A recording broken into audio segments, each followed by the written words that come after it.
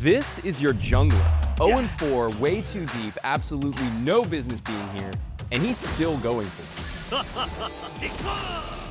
Cursed as it may be, that's an Insec. If you've been around, you know exactly what it is, and if you haven't, you're about to see where it all started. Lee Sin has been part of some of the most iconic moments in League of Legends history, and today we're ranking the 10 greatest of all time. But the truth is, none of them happen without this. And the fact is that we talked about who would maybe get that as Lee Sin is going to go in the on towards Yellow Pit, he gets knocked up. At the time, this wasn't standard, it wasn't practiced, it wasn't even named.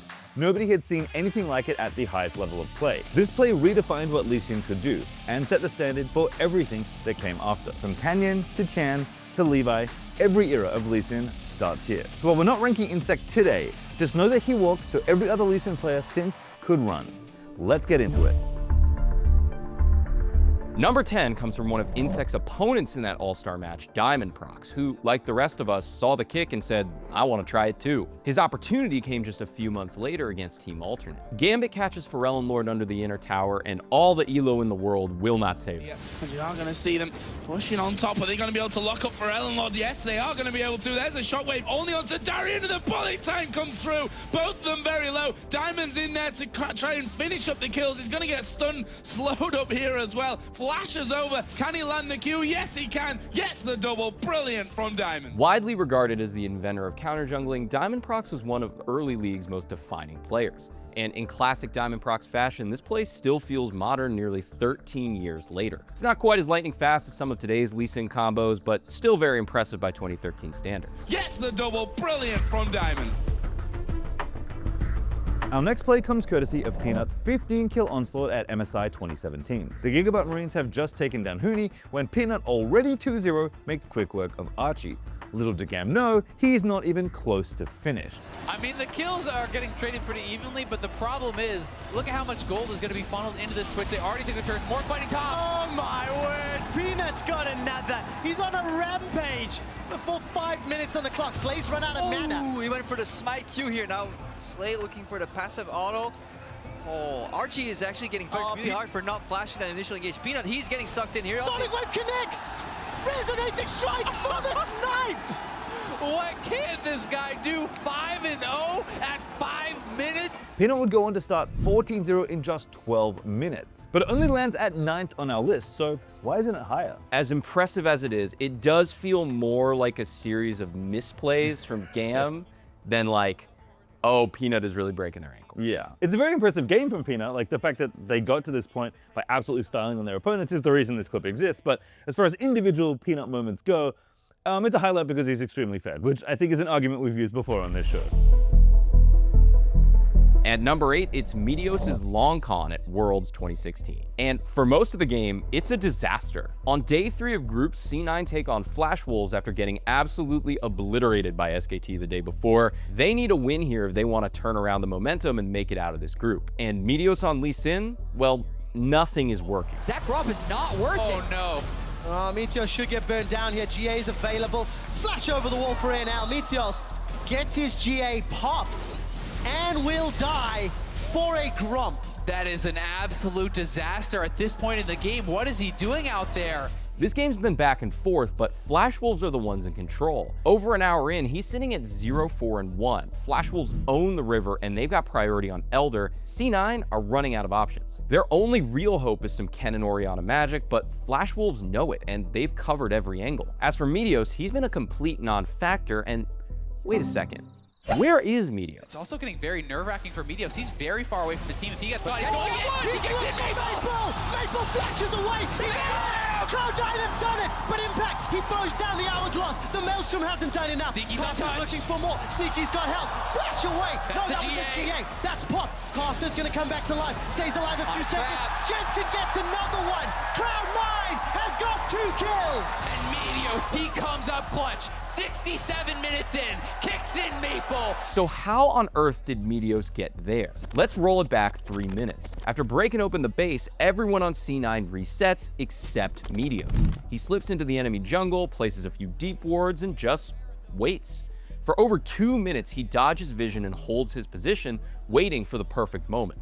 Talk about playing the long game. The San Francisco crowd go wild! One kick like that is crazy enough, but what I think a lot of people forget about this game is that it happened again. He cancels it. Impact's going to come with a They've got it! Killed him! That's it! May have just done it! They jump onto Karsa. It's a 5-on-3. This time he comes from behind the inhibitor and kicks both carries, securing the game for Cloud9 in a 70-minute slugfest. Now, one look at the post-game Reddit thread tells us that fans did not forget about Meteos' first hour of gameplay. The Jack Sparrow meme is hilarious, and admittedly, his lackluster early game is why this play doesn't land further up the list, but I will say, finding creative plays like that in the extreme late game on a champion like Lee Sin is much more impressive than some early ganking. Next up is Tian's iconic Lee Sin kick from the 2019 World Finals. Isn't it nice that we finally get to traumatize another region on the show for once? In Game 1 of the World Finals in Paris, the hometown heroes are showing up to play. With the game basically even at 30 minutes, G2 managed to pick up the Dragon uncontested, but FPX are right on their heels and split G2 as they try to disengage. Mickey X drops while Wunda and Caps make it to safety, leaving Perkz and Jankos stranded on the wrong side of the map. Perkz tries to pull a Soaz and TP to safety, but Tian has something to say about that. The Siva is terrifying. There goes the teleporter. Oh! Tian, you beauty, gets the double kill for FPX. While it may not be the most mechanically impressive play on this list, it comes at an incredibly tense moment, allowing FPX to break open both the game and the series when the stakes couldn't be higher. And while this kick tends to get all the flowers, like we did with Meteos, we also want to highlight the actual game-winning kick that happens a couple of minutes later. G2 are making a desperation push to try and steal this game back, and for a second it looks like it's working, before Tian flies into ice game 1. It's the 5v4, but the HP is low. Crisp gets tagged. Caps goes down. It's another one, but look at the damage from Wonder. He's looking for LWX. Goon turns around with a parlay. LWX gets the boomerang, gets the ricochet. The round one comes out, and G2 escape. From there, it's all FPX. Tian leads them to a dominant 3-0 and picks up Finals MVP, all set in motion by his Lee Sin plays in Game 1, cementing this pick at number 7.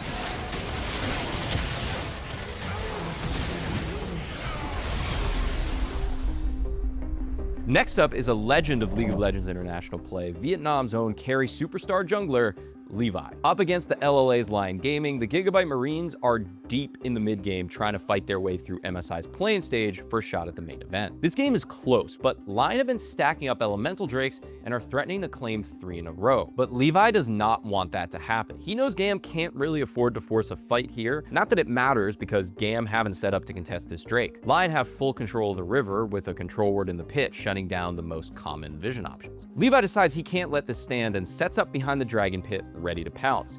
Because if they're not going to give you the objective, your only option is to take it. Quite definitive decision so far. The execution this time over to Gigabyte Marines. Levi is out.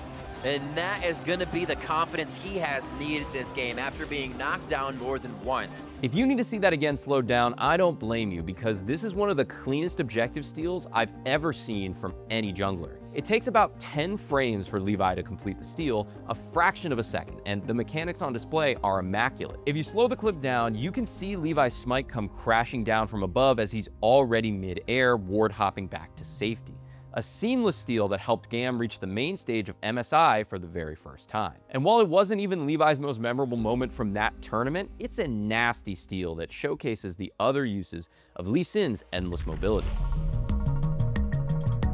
In 5th place is Flashwall's longtime jungler Karsa with another play from MSI 2017. I guess Lee Sin was pretty good in this meta. Having already helped MMD on the top side, Karsa hits level 6 and wastes no time getting back on the map, looking for his next play. What follows is a beautifully timed counter gank. Just watch. Those will slow up Betty, uses the heal nice and early, smoke screen gets flashed away. Still chasing them down, puts so much damage to the sword out despite the exhaust coming down. He's a man possessed, that's the flash away. Triple kick! Sighting on it to 3 people! That's going to continue hunting them down. Supermassive get the first kill in this skirmish, but Flash Wolves respond with 3 kills for themselves. Karsa pulls off a kick angle that looks truly geometry breaking, finding the perfect strike in the middle of the chaos, flashing to reposition and send Supermassive's AD carry Zeitnot straight into his team. Now there might be some animation cancel related reasons to do this, but flash kicking one person into two of their teammates like a bowling ball into the split pins is pure cinema. This is one of the more stylish Lee Sin kicks out there. While Karsa doesn't escape the situation unscathed, he creates so much space for his teammates that one kick single-handedly creates a guaranteed 3-for-1 trade in the coolest looking way possible. Karsa with a triple kick manages to get on top of the rest of the Supermassive lineup. At Worlds 2018, Fnatic are playing Invictus Gaming in a rare sort of tiebreaker. Both teams have actually had exceptional tournaments, finishing joint first in their group and forcing a bonus game to decide who gets the higher seed going into knockouts. Both teams love to scrap, and Fnatic have just won the last exchange in bottom lane, taking out IG's mid laner Rookie. Still, the game is literally dead even in gold, and with first place on the line, you might expect things to slow down. You would be wrong. Oh, they're going to try for another one, though, and this one, Body Slam stops the queue. Here comes Bowland as well. 2v1, Broxah may have bit off more than he can chew. The health bar's running down. The kick, the Q, the second! Get out. That was gorgeous! And there's another one coming as Jackie Love also falls. Fnatic win the skirmish! And Broxah is an absolute monster. Knowing that his bottom lane still has priority, Broxah creates maximum distance between himself and the Gragas, baiting Leona away from the teammate he's trying to assassinate. In a rarely seen reverse use of a Lee Sin's combo, Broxah flashes, then kicks Gragas away, following with Resonating Strike to execute Ning and use him as an escape route into Hylissang's Rakan, slipping into the back of the Drake pit and ward hopping out as his bot lane cleans up the rest of IG. An impressive rope-a-dope against a formidable team, one that contributed to Fnatic winning the tiebreaker, topping their group, avoiding KT, and making a run all the way to the finals. So yeah, very strong Lee Sin play. Nothing else to see here at all. Onwards! Our number 3 play is honestly just a ridiculous objective steal. Like Levi's, it's buttery smooth, but where Levi was in prime position, Mountain is so far out of reach of the Baron that the fact that there's even an angle here at all is wild. But this is where the beauty of Lee Sin really shines. Usually, you're kicking your opponent into your team, but Lee's mobility isn't tied to one direction, something that Mountain shows off to the nth degree in this LMS Summer regular season game.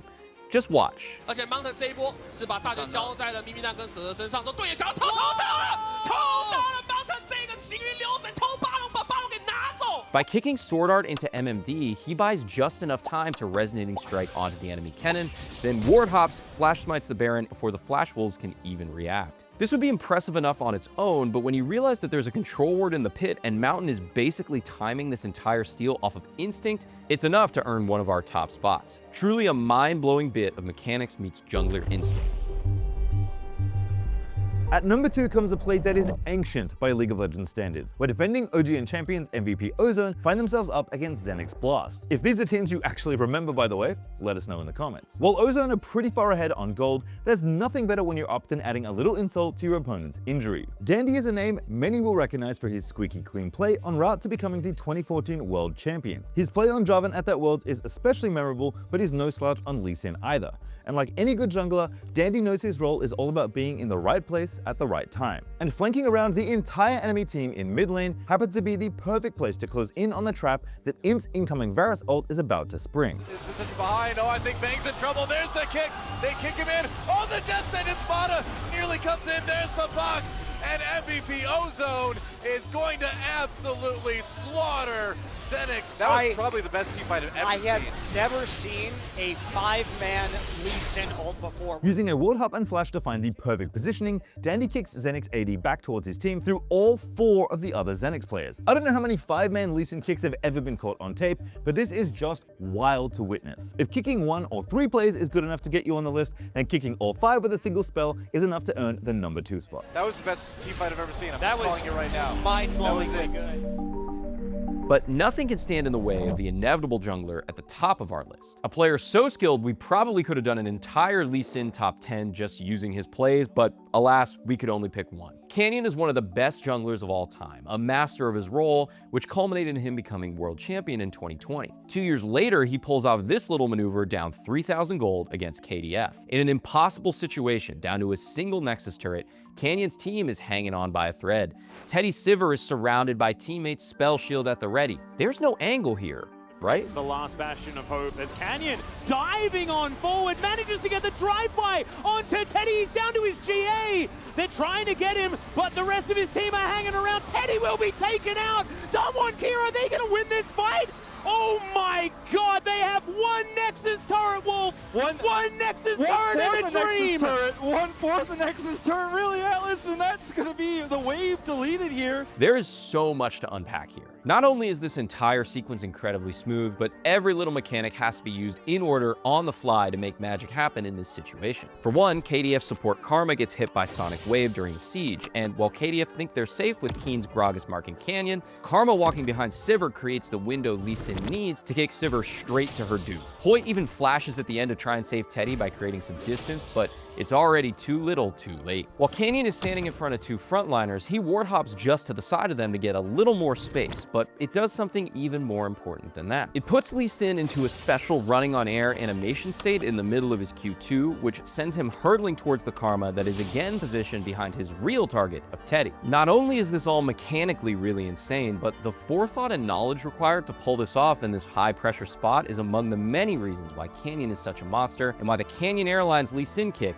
is our pick for #1 on the list. One mistake and one insane play from Canyon. Watching his first-person view just makes it even crazier. His camera's not even centered as he pulls it off. So how'd we do? Looking back at these plays, you can see how Lee Sin mechanics have evolved over time, and it still feels like we're only scratching the surface, because every play we just watched started with one. Which clips, players, or champions should we feature next?